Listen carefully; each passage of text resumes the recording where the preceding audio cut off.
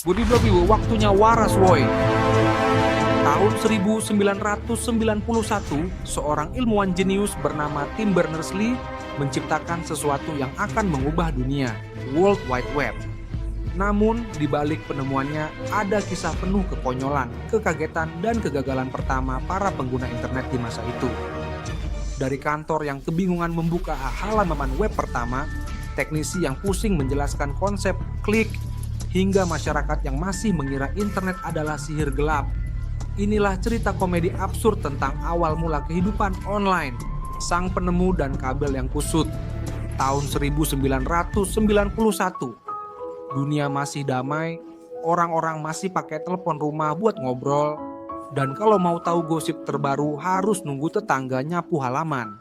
Di tengah ketenangan itu, seorang pria bernama Tim Berners-Lee duduk di kantornya di Ceren, Swiss, dengan segelas kopi yang sudah dingin. Baiklah, gumamnya. Saatnya mengubah dunia, atau minimal bikin orang bisa cari info tanpa harus nanya ke om-om di perpustakaan. Tim adalah seorang ilmuwan komputer yang sudah mulai capek tiap kali harus cari dokumen di komputer kantor. Sistemnya ribet banget, kayak cari colokan di warung kopi. Dia kepikiran, gimana kalau ada cara buat nyambungin semua informasi jadi satu. Sesuatu yang simple, elegan, dan gak butuh 5 jam buat loading.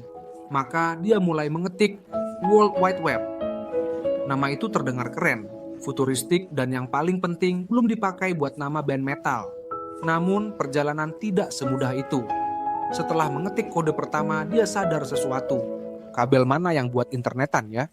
Di tahun itu internet masih kayak mitos. Ada tapi nggak semua orang percaya. Tim harus menghadapi rintangan pertama, menghubungkan komputer ke jaringan. Dia menatap seonggok kabel kusut di mejanya, seperti semangkuk mie goreng yang habis dilempar dari lantai 2. Luar biasa, kita menciptakan teknologi canggih tapi masih kalah sama kabel kusut.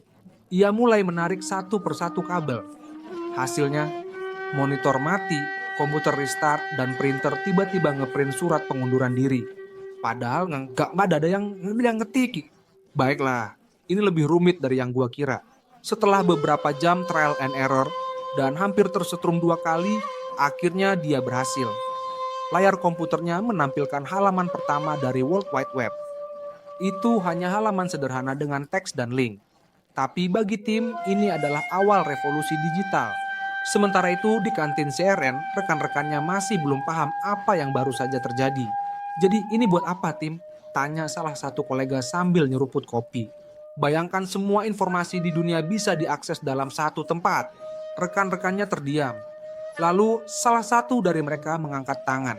Bisa buat cari resep spaghetti? Tim menghela napas. Iya, berarti kita nggak perlu buku resep lagi? Iya. Wow, kata rekannya. Revolusi ini pasti akan dikenang sepanjang masa. Atau celetuk yang lain, kita bisa pakai ini buat cari gambar kucing. Tim menatap kosong ke kejauhan. Mungkin dia baru saja menciptakan sesuatu yang akan mengubah dunia, atau setidaknya cara orang melihat gambar-gambar kucing. Koneksi lemot dan harapan yang menggantung. Setelah berhasil menciptakan World Wide Web, Tim Berners-Lee merasa seperti ilmuwan gila yang baru saja menemukan cara bikin mie instan mateng dalam 10 detik. Tapi masalahnya, punya World Wide Web tanpa pengguna itu kayak bikin restoran all you can eat di tengah hutan. Siapa yang pas datang? Tantangan pertama, ngajak orang lain pakai sistem ini. Tim pun mengundang beberapa koleganya buat nyobain. Mereka berkumpul di depan komputer. Matanya berbinar seperti anak kecil ngeliat tukang es krim datang. Jadi ini internet, tanya seorang ilmuwan muda dengan nada skeptis. Yes, lu tinggal klik link ini dan voila. Tim menekan tombol enter. Mereka semua menunggu waktu dan terus menunggu. 3 menit kemudian, halaman pertama World Wide Web akhirnya muncul di layar. Udah? Iya. Kok lebih lama dari buka buku? Tim langsung berkeringat dingin. Memang, di tahun itu kecepatan internet masih lebih lambat daripada orang tua ngetik SMS. Tapi ini tetap pencapaian besar. Ini baru permulaan, kata Tim semangat. Nanti internet bakal lebih cepat, lebih keren, dan lebih bisa diakses semua orang. Rekan-rekannya saling pandang. Salah satu dari mereka mengangkat tangan. Bisa buat cari info tentang restoran enak? Tim mengangguk. Bisa.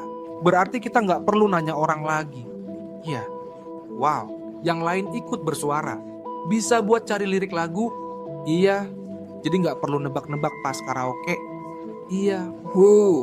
Mereka mulai tertarik. Tapi ada satu orang yang tampak berpikir keras. Tim, katanya, ini bisa buat kirim pesan nggak? Tim mengangguk lagi. Bisa. Berarti kita nggak perlu surat lagi? Iya. Jadi nggak bisa alasan suratnya belum nyampe lagi kalau nggak bales pesan gebetan. Tim menepuk jidat. Prioritas lu aneh banget bro. Meskipun demikian, Tim tetap bersemangat. Dia yakin World Wide Web bakal mengubah dunia. Tapi masalahnya belum selesai. Tantangan kedua, meyakinkan atasan bahwa proyek ini penting. Tim pun berangkat ke ruang direksi CERN. Di depan para bos besar, dia membuka presentasi dengan penuh percaya diri. Dengan World Wide Web, kita bisa menghubungkan semua informasi di dunia. Katanya semangat. Para bos mengangkat alis. Terus buat apa? Kita bisa nyari jawaban apapun dalam hitungan detik. Bos lain memandang layar komputer yang masih loading. Kayaknya lebih dari hitungan detik, Tim. Sementara masih lemot, tapi nanti pasti lebih cepat. Berapa cepat? Tim berpikir keras. Sekitar 20 tahun dari sekarang. Para bos saling pandang. Salah satunya membetulkan kacamatanya. Jadi maksud kamu ini adalah investasi buat masa depan? Tim mengangguk semangat. Bos itu lalu bertanya, kita dapat untungnya kapan? Tim terdiam. Dia belum kepikiran sejauh itu. Dia cuma pengen bikin sistem yang mempermudah hidup semua orang. Tapi dia lupa, di dunia nyata, para bos biasanya lebih tertarik sama angka dolar daripada angka jumlah halaman yang bisa diakses. Mereka berdiskusi sebentar, lalu salah satu bos mengangguk. Baiklah, kami akan mempertimbangkannya. Tim keluar ruangan dengan perasaan campur aduk. Apakah proyek ini akan mendapat dukungan penuh? Apakah internet bisa berkembang? Apakah manusia bisa move on dari Encarta CD-ROM?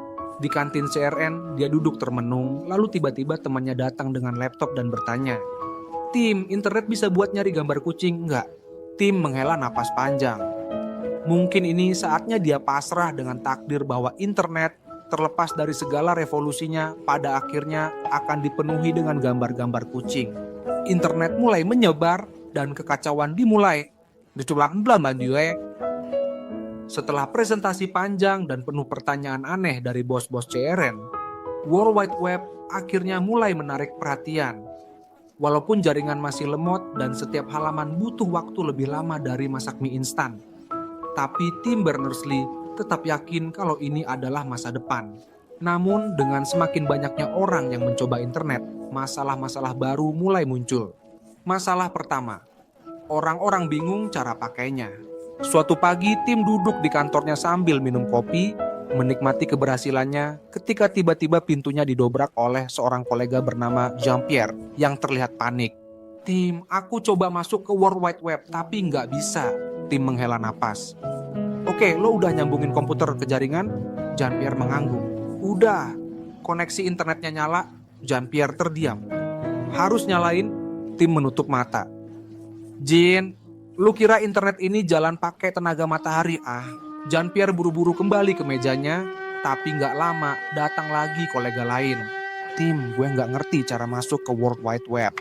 Tim pun mendekati komputer koleganya. Dia melihat layar, lalu bertanya, kenapa lu ngetik alamat website di Microsoft Word? Kirain bisa.